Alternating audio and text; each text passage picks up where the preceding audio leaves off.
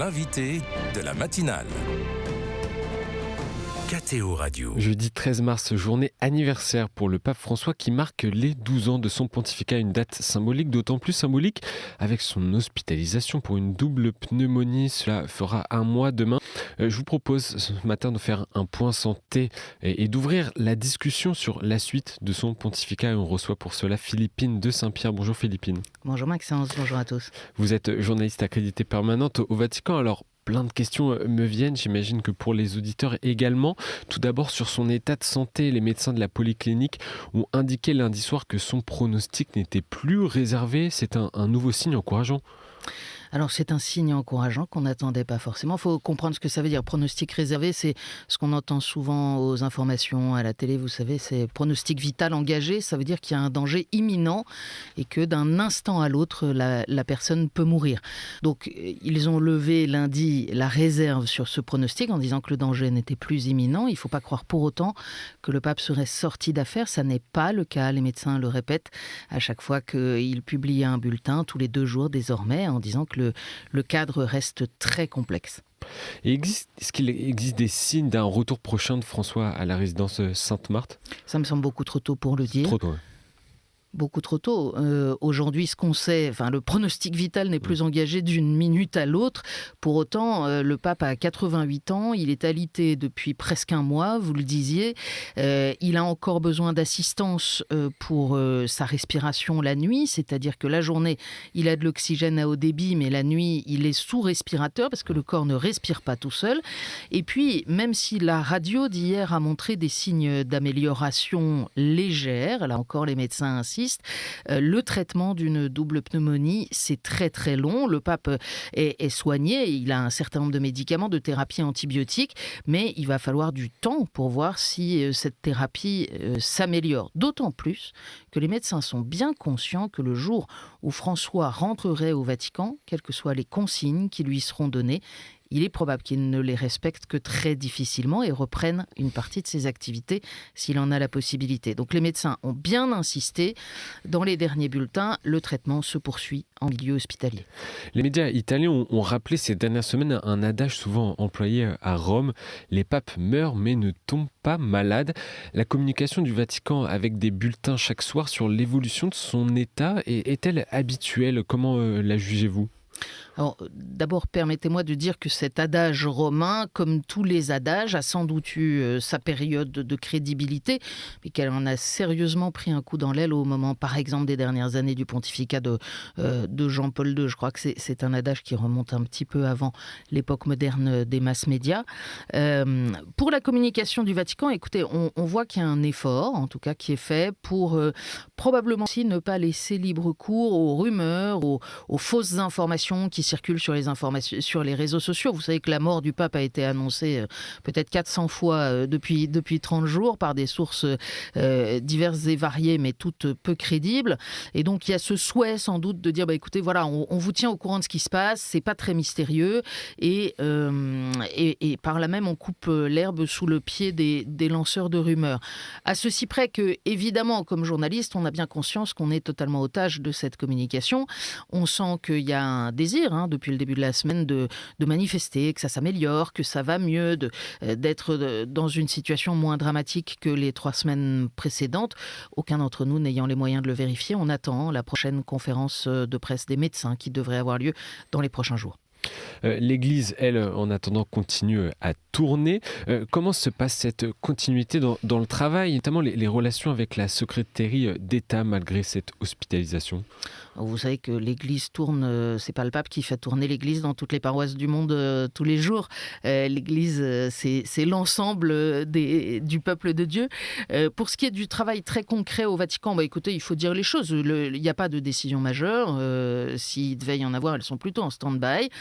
Pour le reste, la secrétaire d'État, elle fait le point, au nom d'ailleurs d'elle-même, mais aussi de tous les autres dicastères, donc tous les autres ministères du Vatican. Le cardinal Parolin, qui est le secrétaire d'État, donc le Premier ministre, on le rappelle, et puis Monseigneur Peña-Parra, qui est le substitut, donc le ministre de l'Intérieur, si on veut faire une analogie, sont déjà venus rencontrer le pape 3 fois depuis le début de son hospitalisation, et font avec lui le point, sans doute, sur un certain nombre de dossiers qui réclameraient son assentiment.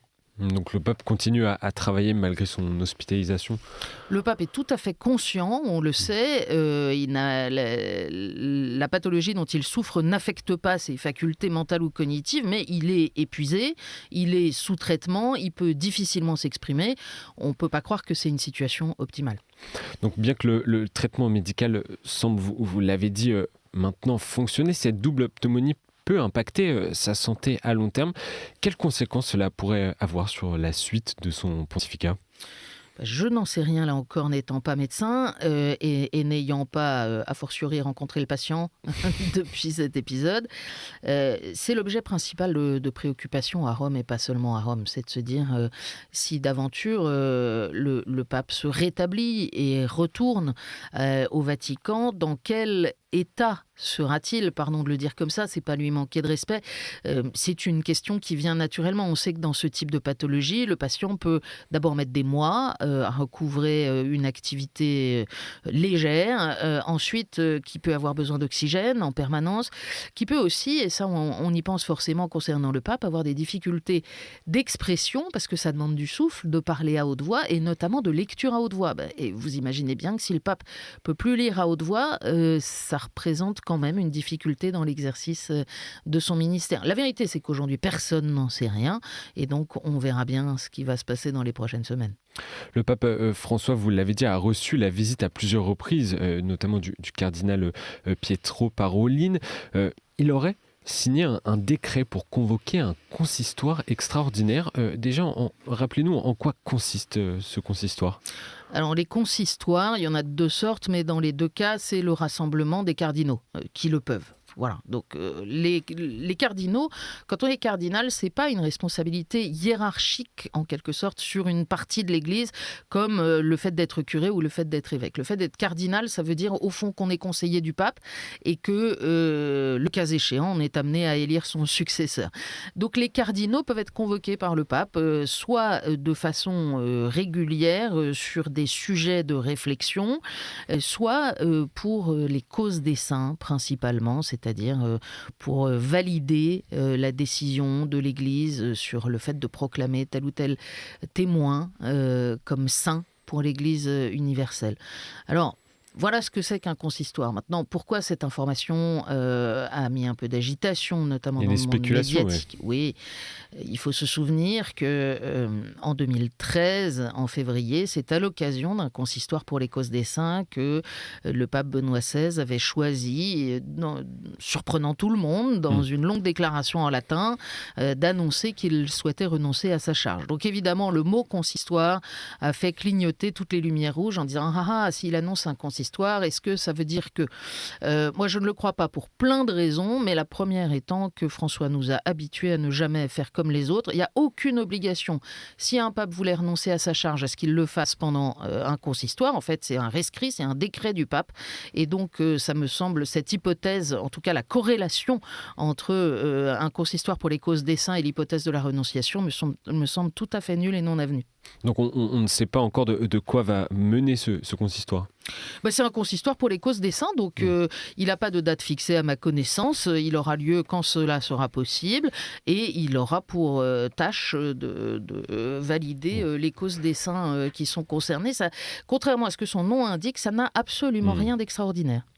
En dehors de l'incertitude autour de la santé de François, ces 12 ans de pontificat sont l'occasion de faire un point d'étape.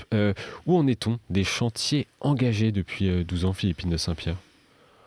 C'est difficile parce qu'en ce moment, il y a l'anniversaire, il y a l'hospitalisation du pape et donc toute tentative de bilan a l'air d'être une nécrologie et c'est clairement pas ce que je souhaite et pas ce qu'on souhaite faire chez KTO. C'est pas opportun.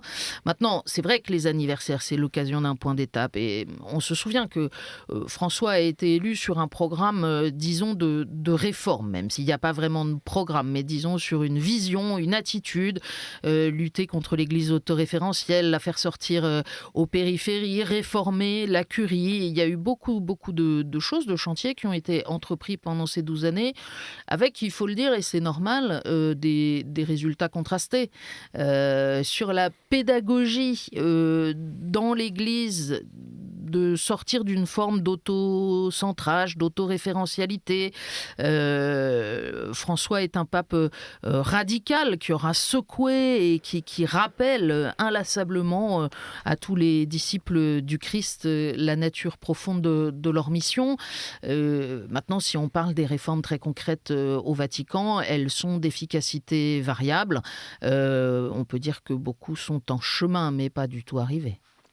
En attendant, l'élan de prière pour le premier pasteur de l'Église continue. KTO Radio diffuse et KTO TV également chaque soir à 20h le chapelet pour la santé du pape depuis la place Saint-Pierre. Merci Philippine de Saint-Pierre pour ses éclairages comme journaliste accréditée permanente au Vatican et bonne journée. Merci Maxence.